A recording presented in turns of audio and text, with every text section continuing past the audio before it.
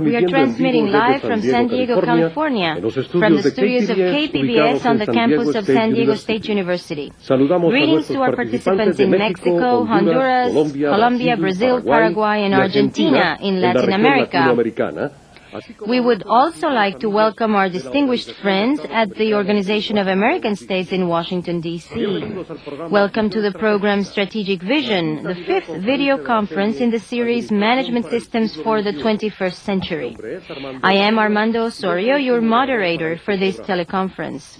We would like to remind the coordinators at each receive site to collect the attendance sheets for your site and to return them to the International Training Center as soon as possible, together with a list of names of participants interested in obtaining the certificate for this program. Today's topic is especially motivating given the need for the leaders in today's organizations to provide and act with a strong sense of direction and with work value systems that are aligned with the aspirations of individuals in the organization. Globalization can only be understood and of value with the support from these concepts of vision.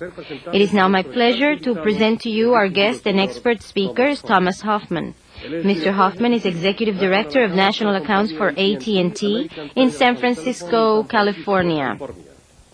His organization has been a leader in the areas of human resource development and training, and is well known for its high standards in the areas of total quality management, sales, and customer service. During the last 10 years, AT&T has led the way in its research, systems, and equipment design, as well as its innovation in communications technology. Mr. Hoffmann has extensive experience in the design and implementation of corporate vision programs and in the development of human resources in general. He successfully introduced the philosophy of quality within AT&T, obtaining outstanding results in sales, customer satisfaction, and employee satisfaction. Mr. Hoffmann has been selected as an official evaluator for the Malcolm Baldrige Quality Award and has been guest professor at the National School of Business Management in Tallinn, Estonia. Mr. Hoffmann has traveled from San Francisco to be with us here today. Welcome, Mr. Hoffmann, into this program. Before you begin your presentation, I would like to ask you the following question. We have all heard and read about strategic planning being the first key step in looking towards the future of an organization. And many of us have been involved in this planning process. What difference do you see between a process of strategic vision development and these exercises? Is the goal to eliminate planning? No, the goal is not to eliminate planning at all. What I believe the role of strategic vision is that without a vision, a business or a company or an institution or a school really hasn't decided how it wants to engage its organization to achieve something, what it wants to become, as some people say, when they grow up. So the vision is the what. What do we want to become? Secondly, I think the how is described by the values that we've established for the organization. And then thirdly is if we know what the goal is and we know how we're going to get there, what are our plans to achieve that? And clearly strategic plans have a very important role. I think the combination of all three is what I like to refer to as strategic vision. And as that package, it includes strategic planning as a very key component. Muchas gracias, señor Hoffmann. Muy amable, muy importante. Muchas gracias. Thank you very much for your concepts. I hope you can benefit from all of this expertise. Now we are presenting to you the first part of our conference today.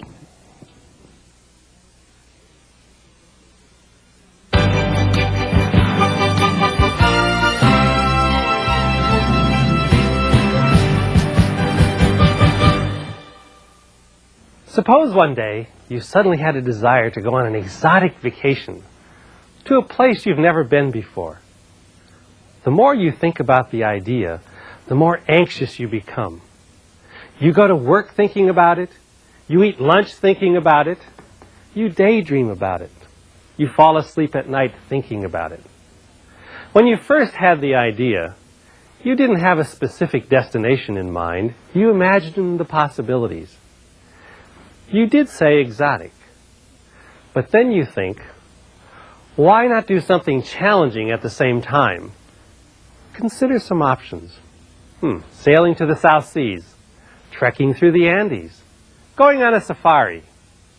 Along the way, the idea of sailing a catamaran from Miami around the Cape of South Africa to the South Pacific emerges as the perfect trip. Yes, it's perfect. I'll do it. Having decided, you look at the sailing charts, consult with people who have made similar sailing trips, gather travel logs and books to get a sense of the place, the weather, the people, the food, the beaches, the breezes, the sunsets, gathering ideas about what it will be like when you arrive. But this is your trip. You don't want it to be just like all the other sailors you've talked to or read about. Yours needs to be different. It needs to be special. You decide to make a 2-week surfing stop in Madagascar along the way. You've heard for years how perfect the waves are on the north coast. Since you've chosen a rather lengthy and potentially dangerous trip, you take time to prepare. What instruments will you need? What rigging or extra rigging will you need for your boat? How much food or other provisions will you need? What about foul weather gear? It takes a lot of planning. And because of the type of catamaran you plan to skipper requires a crew, you begin sharing your idea with colleagues, inviting them to join you, enrolling them in the excitement, the fun, the adventure, the benefits. The crew is assembled. Energy builds. Suddenly you're engaged in focused planning. A dream, a vision taking form. What is vision? Peter Drucker defines vision as our deepest expression of what we want. It is the preferred future, a desirable state, an ideal state, an expression of optimism. It expresses the spiritual and idealistic side of our nature. It is a dream created in our waking hours of how we would like our lives to be. Essentially, a vision is the what. It is a consciously created picture, an ideal of what we personally would like to be, or what we would like an organization to be. The critical point, though, according to Warren Bennis and Bern Nanas, is a vision articulates a realistic, credible, attractive future, a condition that in some ways is better than what now exists. Of course, visions are more complex than the story we started with, and often are not as logical. But the story does illustrate what experts say the quality of vision are.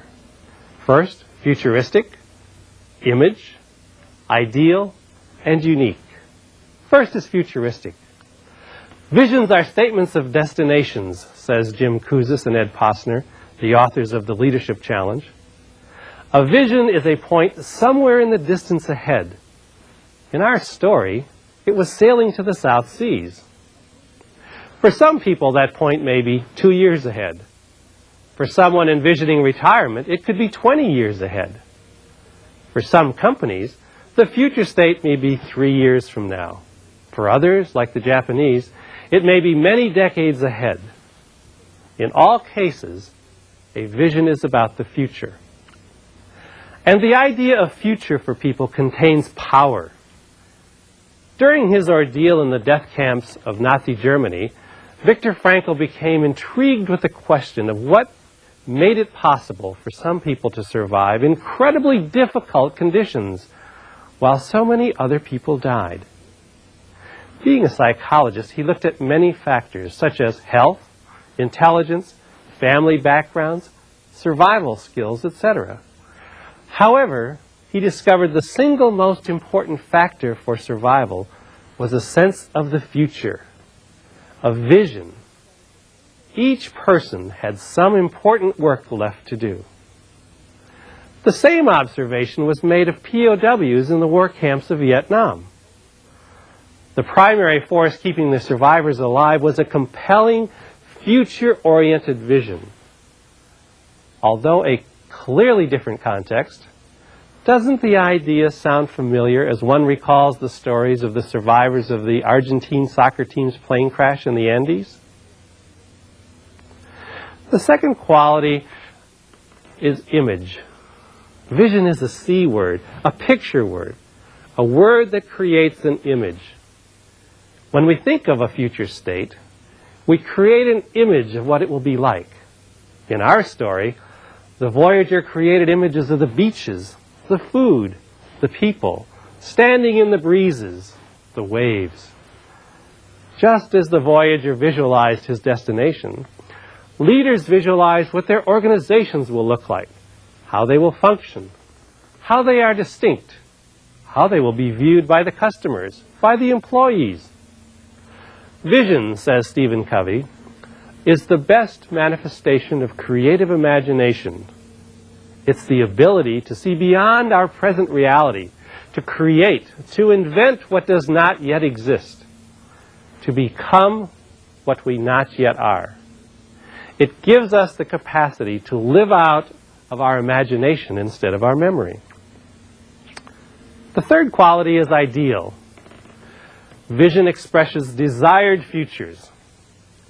Visions express a new standard of excellence, a level of achievement, a personal new best. In our story, the journey was one which the Voyager had never undertaken. Completing the journey would set a new personal best. The drive the Voyager had to achieve new levels of performance opened him up to thinking of possibilities. The same happens to people in organizations. For example, when Toyota began development of the Lexus line of automobiles, they envisioned establishing a new standard of quality excellence in the industry. This opened up the possibility of completely revamping the design process. For example, the design process used on the SC400. Revamping the manufacturing assembly process, the introduction of advanced robotics. Revamping the sales process, and establishing a new standard in service. The concept of ideal also reveals our value preferences. When we imagine an ideal situation, the image is rooted in our belief systems of what is most important to us. Take a moment to imagine yourself living in the ideal family. How are the family members behaving? How are they treating each other? What are the things you see which are most important to you? What personal beliefs or values are reflected? Now imagine you're working for the ideal company. How are the employees behaving? How are the bosses behaving? How are they treating each other? How are they treating the customers? What personal beliefs or values do you see reflected in the image? Ideals reflect our values. Fourth, visions are unique. They set you apart from everyone else.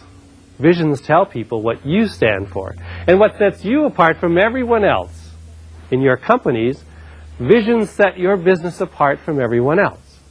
They tell the people who work for you what is different about your company and what your company stands for. Likewise, visions tell people outside of your company what you stand for. Uniqueness plays three significant roles. First, uniqueness attracts capital from investors who believe in what you're attempting to do. It attracts the right employees for you to make your vision a reality. And it attracts customers.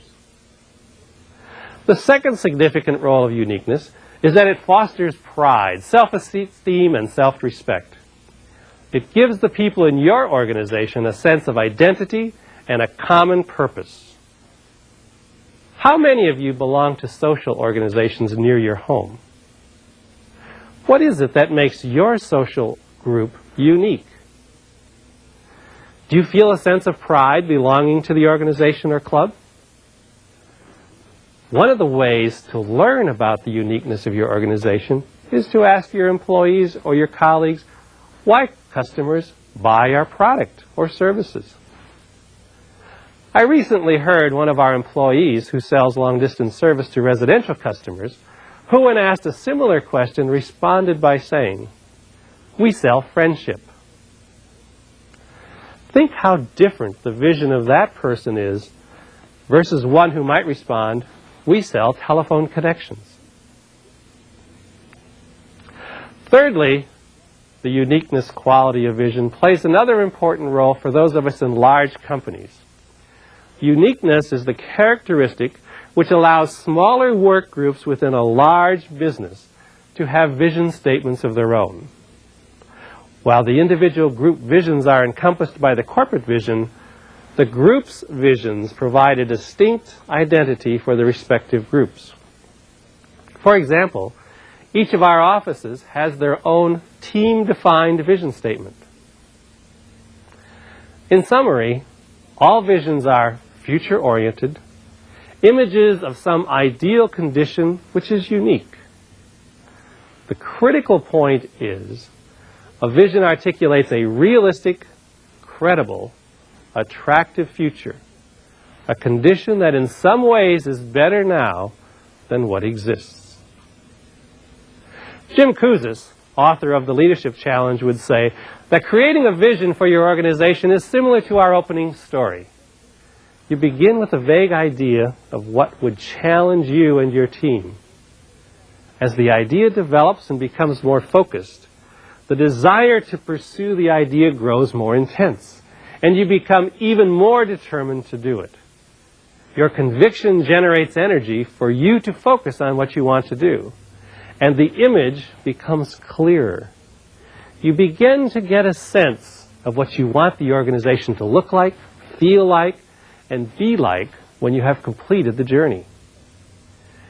Because you want to be different from your competitors, you differentiate your organization.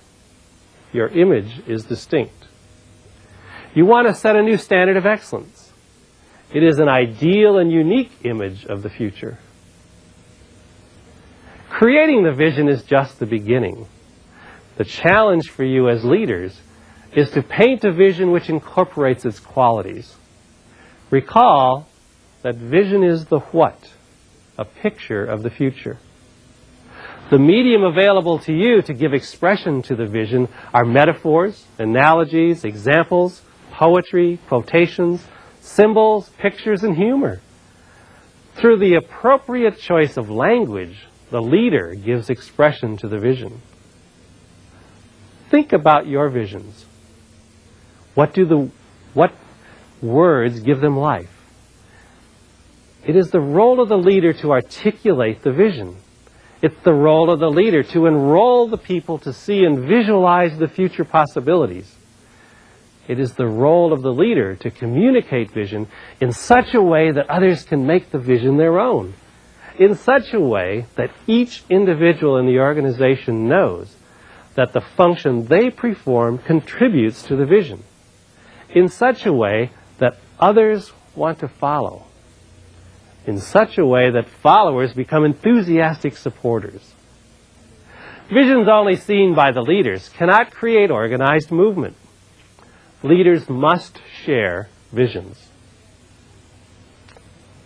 So who creates the vision for the company? Visions can originate from anywhere within the organization, from the top to the bottom. While many leaders may go off on a retreat for 2 or 3 days and return to the office with a new vision, it's usually their vision. That, Peter Senge says, doesn't mean they cannot emanate from the top. They often do. Rather, what it suggests is that depending on the organizational climate, many times a company vision can grow out of a personal vision of someone not in a leadership position. However, no matter where the vision develops, we have learned on our journey that the process the groups experience creating a vision may be more important than the vision statement which results. By definition, an organization's vision is a shared vision. Visions only seen by one person can't create organized movement.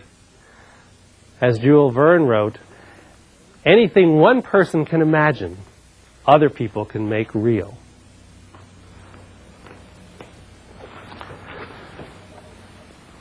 I'd like to share with you a quote from Peter Senge.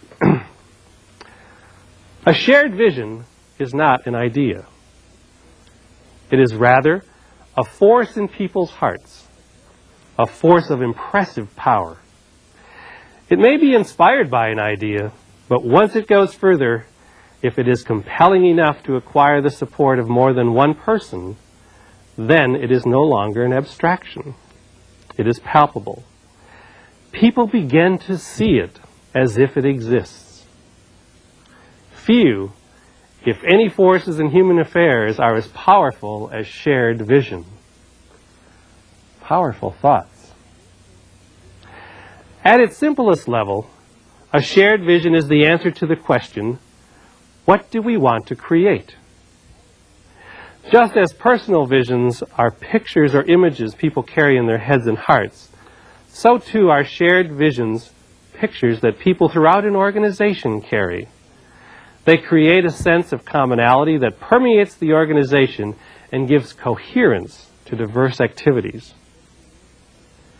A vision is truly shared when you and I have the similar picture and are committed to one another in having it, not just to each of us individually having it. When people truly share a vision, they are connected, bound together by a common aspiration.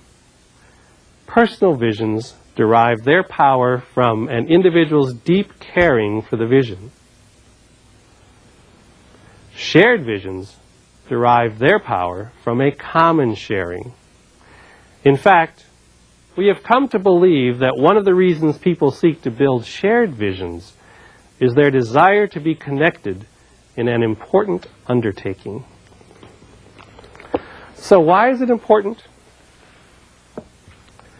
Because when it comes to improving anything in our businesses, whether it be the quality of customer service, the quality of production, the work environment, how we develop as leaders, or how we treat our people, we must recognize that we and our employees will only apply ourselves to the degree that we see value in what we are doing.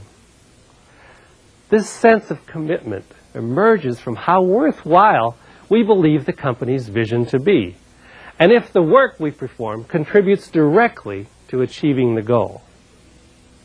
Performance psychologist Charles Garfield says, peak performance begins with a commitment to a vision.